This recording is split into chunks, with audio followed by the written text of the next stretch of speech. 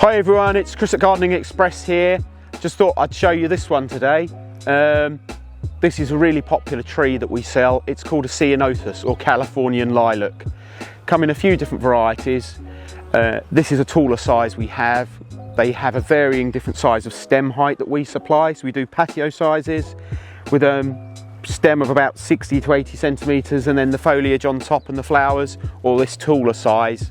And they're just a super popular evergreen tree or shrub. You can grow them as too, but this form as a tree forms a spreading sort of mushroom canopy, and you get these beautiful blue flowers in spring. They go on perhaps until early summer, maybe end of June here in the south of England. And yeah, you can see for yourself, blue is more of a rare colour in the gardening world. You don't get blue roses, true blue roses, but here you've got a true blue flower. So yeah, that's a Ceanothus. Thanks very much, and I'll see you next time.